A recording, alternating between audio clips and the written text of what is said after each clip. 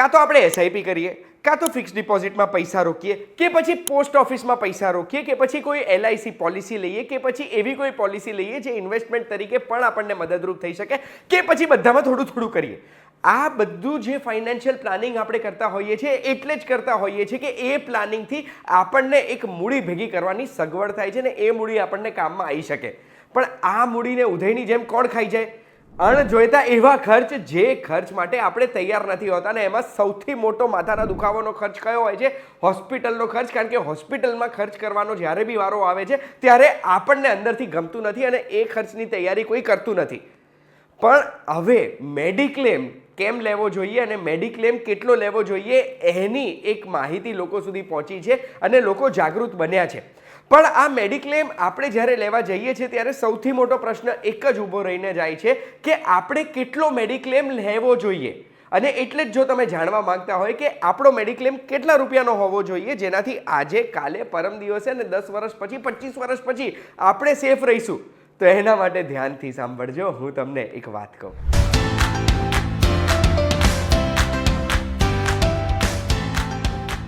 એક વાત કહું, આપનું સ્વાગત છે. મારું નામ છે ગુંજ ઠક્કર. આપણી મૂડીને ઉધઈની જેમ કોઈ પણ રોગ ખાઈ ના જાય ને એના માટે આપણે મેડિક્લેમ લેવાનો હોય છે અને હેલ્થ ઇન્સ્યોરન્સ માટે મેડિક્લેમ માટે જાગૃતતા વધી જ છે લોકોમાં. હવે એ મેડિક્લેમ કેટલા રૂપિયાનો હોવો જોઈએ? કારણ કે આજે આપણે એવું જ વિચારીએ 2-5 લાખ રૂપિયાનો મેડિક્લેમ હશે તો પછી આપણને વાંધો નહીં આવે. પણ હું તમને ઊંધો સવાલ પૂછું છું કે 2-5 લાખ રૂપિયાનો જો ખર્ચ હશે દવાનો તો એનાથી તો તમને બી વાંધો નહીં આવે. તો મેડિક્લેમ કેમ લેવાનો જ્યારે 2-5 લાખની જ અપેક્ષા કરીને આપણે બેઠા છે? મેડિક્લેમ એવા રોગને કવર કરવો જોઈએ જેવા રોગ ના કરે ઉપરવાળા, પણ જો અગર આપણને થાય છે તો આપણી ફાઇનાન્શિયલ હેલ્થ ખરાબ ના કરવા જોઈએ, આપણી બધી મૂડી ખતમ ના કરી દેવા જોઈએ, આપણે પ્રોપર્ટી વેચવા પર મજબૂર ના થઈ જવા જોઈએ. અને એટલે જ મેડિક્લેમ લેતી વખતે આપણે પહેલાં નક્કી કરવાનું છે કે આપણા પરિવારમાં કેટલા રોગ છે આજુબાજુ. પરિવારમાં રોગ છે એટલે કદાચ ચાન્સીસ છે આપણને બી થાય. ડાયાબિટીસ છે, બ્લડ પ્રેશર છે, હૃદયના રોગ છે, એના સિવાય પરિવારમાં કોઈને કેન્સર છે. આ બધા રોગનું આપણે તપાસ કરવાની કે આવો કોઈ રોગ છે. અગર રોગ હોય તો એ રોગમાં ખર્ચ કેટલો થાય છે એ આપણે પ્લાન કરવાનું.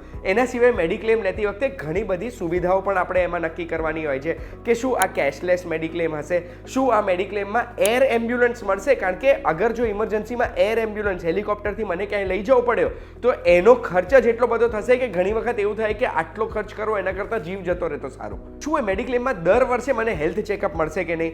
શું એ મેડિક્લેમમાં મોટા શહેરોમાં પણ મને ટ્રીટમેન્ટ મળશે કે નહીં? એ મેડિક્લેમ ત્યાં લાગુ થશે કે નહીં? આ બધી જ વસ્તુઓ આપણે આમાં કવર કરવાની હોય છે. કેલ્ક્યુલેશન કરીને હું તમને એક ઉદાહરણ પણ આપવા માંગુ છું.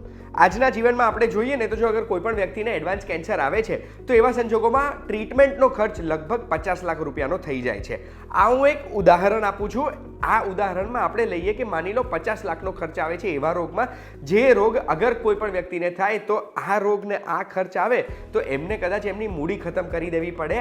આગળ ફ્યુચરમાં એમણે જે પ્લાનિંગ કર્યા છે એ બધા પ્લાનિંગ ભૂલીને આજે એ પૈસા વાપરવા પડે. તો 50 લાખનો આંકડો આપણે ગણીએ, પણ એ 50 લાખનો આંકડો તો આજનો થયો.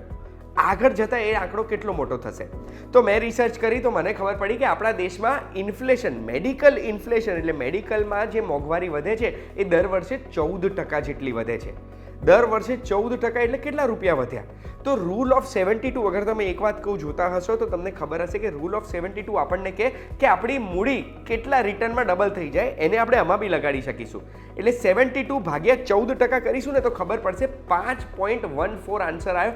એટલે લગભગ દર 5 વર્ષે મેડિકલ ફિલ્ડમાં ખર્ચા ડબલ થઈ જશે આપણા દેશમાં.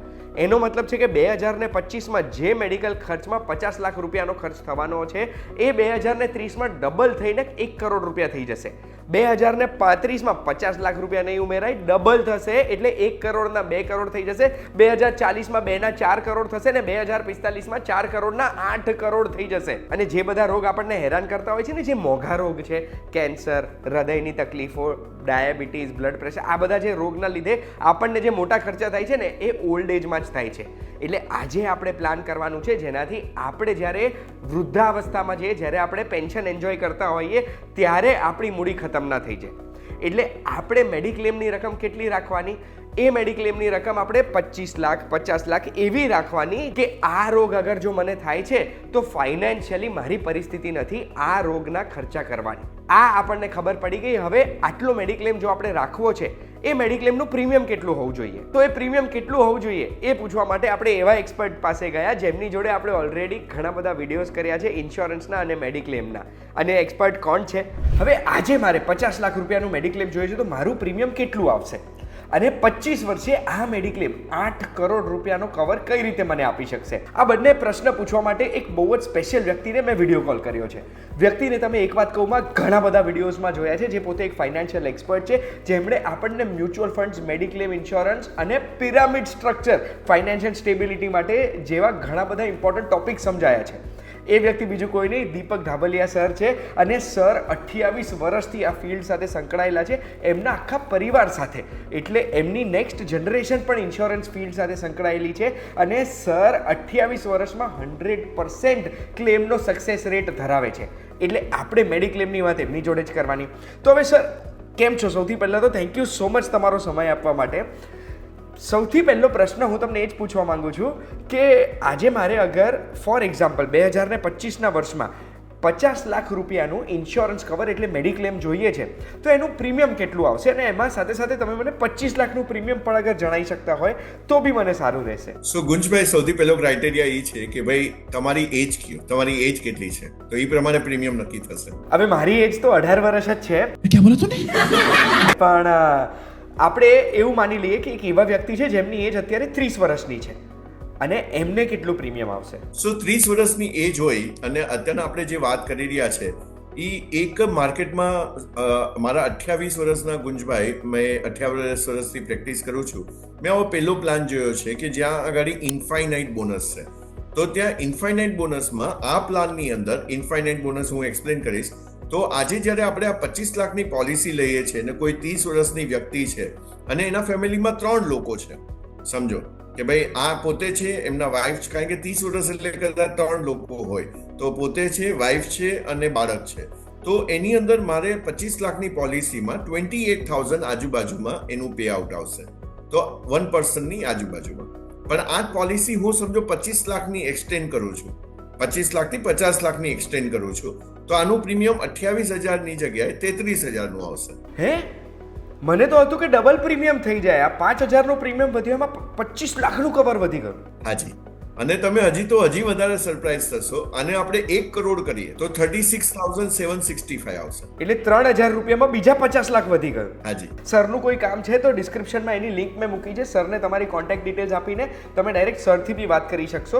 પણ હવે સર મારે નેક્સ્ટ પ્રશ્ન એ છે કે આજે આપણે અગર કવર લઈએ છીએ મેડિક્લેમમાં, પણ મેડિકલ ઇન્ફ્લેશન તો 12% જેવું વધે છે, એટલે દર 5 વર્ષે ડબલ થઈ જાય.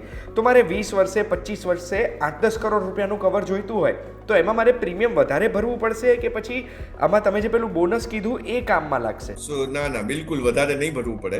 આની અંદર જે પણ આપણે ગ્રેજ્યુઅલી જે એજ પ્રમાણે બોનસ ઓલ્ટર થતા હોય એ બોનસ ઓલ્ટર થશે.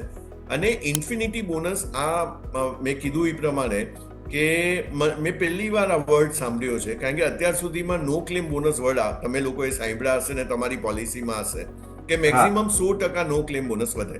તો મેં 10 લાખની બેઝિક સમ એશ્યોર્ડ હોય તો મારો એ 20 લાખનો મેક્સિમમ થાય. પણ આની સૌથી ખાસ વાત આ પ્લાનની એ છે કે સમજો મેં આજે 50 લાખની પોલિસી ગુંજભાઈ લીધી તો આવતા વર્ષે મારી પોલિસી કેટલી થશે? તો મેં કીધું એ પ્રમાણે 100% એવરી યર તમારા સમ એશ્યોર્ડની અંદર બેઝિક સમ એશ્યોર્ડ એડ થશે. તો સમજો એક્ઝામ્પલ લઈએ કે ભાઈ 50 લાખની મેં પોલિસી લીધી છે તો બીજા 50 લાખ એટલે આવતા વર્ષે 2026માં આ મારી પોલિસી 1 કરોડની થશે અને એની અંદર બીજા 25 લાખ રૂપિયા એડ થશે ઇનબિલ્ડ બોનસના. તો ઇનબિલ્ડ બોનસ 100% છે.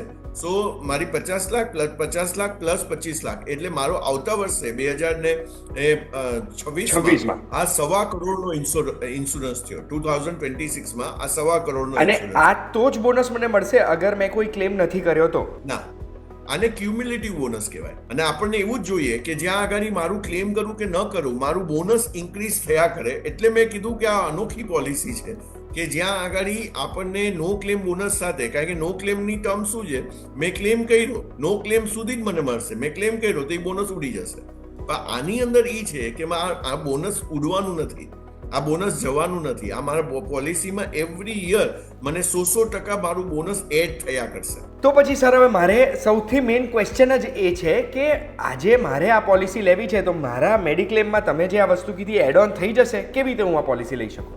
આની અંદર કેવી રીતના હોય ભાઈ કે આજે તમારી 10 લાખની પોલિસી છે તો એની અંદર આ પોલિસી તમારે નવી આપણે ઇસ્યુ થશે. આ છે ને પોર્ટ નથી થતી, તો આને તમારે પોર્ટફોલિયોની અંદર એડ કરવી પડશે. તો આપણે પોર્ટફોલિયોની અંદર તમારી જે જૂની પોલિસી છે પ્લસ આ પોલિસીને આપણે એડ કરશું, અને જેમ જેમ આના બેનિફિટો વધતા જશે પછી આપણે તમારી જૂની પોલિસીને રિવ્યુ કરશું કે ભાઈ એનું આપણે શું કરવું છે. સમજી ગયો. એટલે 2-4 વર્ષ તો મારે બેવના પ્રીમિયમ ભરવા પડશે.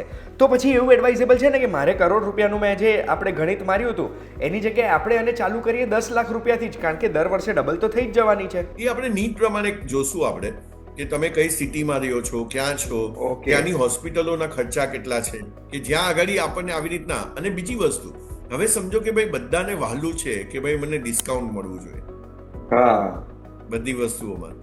તમને પણ ડિસ્કાઉન્ટ વર્ડ થી જો સ્માઇલ આવી ગઈ ને ફેસ ઉપર તો ડિસ્કાઉન્ટ છે. હવે આમાં કંપની શું કહે છે કે આજે સમજો તમે એક જગ્યાએથી બીજી જગ્યાએ જાઓ છો અને તમે ડિસ્ટન્સ છે ને તમે ચાલીને જાઓ છો તો તમે પેટ્રોલના પૈસા બચાવ્યા, રિક્ષાના પૈસા બચાવ્યા. કંપની શું કહે છે કે તમે હેલ્ધી રહ્યો, અને તમે હેલ્ધી રહેશો ને તમે ક્લેમ નહીં કરો તો અમે તમને બેનિફિટ આપશું. હવે આની અંદર તમે જેવો હેલ્ધી રહ્યો એટલે હેલ્ધી રહેવામાં તમારે એક્સરસાઇઝ કરવાની છે. તો કંપની એમ કહે છે કે તમે ચાલો અને પૈસા બચાવો.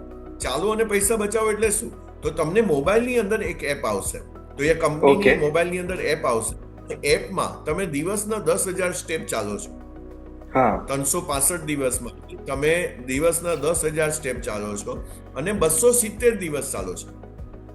તો કંપનીએ તમને ઈ પણ ત્યાં આગળ જોઈ લીધું કે ભાઈ તમે 365 દિવસ આ નથી કરી શકવાના, તો તમને એનું એ ડિસ્કાઉન્ટ આપી દીધું. 270 દિવસ ચાલો છો અને મોબાઈલમાં એ રેકોર્ડ થયું તો તમને આવતા પ્રીમિયમમાં, તો તમારું 36,000 નું પ્રીમિયમ છે, આવતા પ્રીમિયમમાં તમને 30% ડિસ્કાઉન્ટ આપશે. 30%? એટલે આ ચાલવાના પૈસા મળે છે આપણને, આ એવી વસ્તુ થઈ ગઈ. એટલે સર આ અત્યારનો જે આપણો કોલ છે ને એ કોલ પછી મેડિક્લેમને લઈને મારા મગજમાં જેટલા ડર હતા, ભય હતા, જેટલી ટેન્શનો હતી ને એ તો બધી ઓછી થઈ ગઈ. ઉપરથી મને એવું થયું કે યાર મેડિક્લેમ જેવી કોમ્પ્લિકેટેડ વસ્તુ આટલી સરળ થઈ શકે.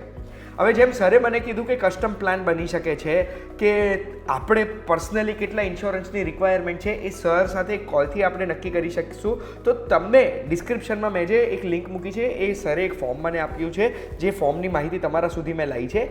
એ ફોર્મમાં તમે તમારી માહિતી ભરજો અને પછી સરની ટીમમાંથી કોઈ તમારા સંપર્ક કરશે, જેનાથી આજે આવા કોઈ મેડિક્લેમનો લાભ આપણને પણ મળી શકે. સર હેટ્સ ઓફ છે, ચાલવાના પૈસા મળે પણ આ સાચી વાર પહેલી વખત આ હું સાંભળી રહ્યો છું. અને થેન્ક યુ સો મચ, તમે સમય આપ્યો છે અને આ સમયમાં તમે આવી ગજબ ઇન્ફોર્મેશન આપી દીધી. આવી ઇન્ફોર્મેશન માટે હું તો હવે તમને રેગ્યુલરલી હેરાન કરતો જ રહીશ. જ્યારે બી મને જરૂરત પડશે હું તમને કોલ કરીશ. તમને આવનારા વિડીયો માટે બી કોઈ પ્રશ્ન છે તો મને કમેન્ટમાં કહેજો, સર સુધી પહોંચાડવાની જવાબદારી મારી અને એના ઉપર વિડીયો બનાવી દઈશું. જે ફોર્મ મૂક્યું છે એની લિંકમાં તમારી માહિતી ભરી દેજો. આવા વિડીયોઝ લઈને એક વાત કહું, અમે તમારા સુધી આવતા રહીશું. Thank you so much sir અમને સમય આપવા માટે. આપણે ફરી મળીશું BTVGujarati.com પર. ધન્યવાદ.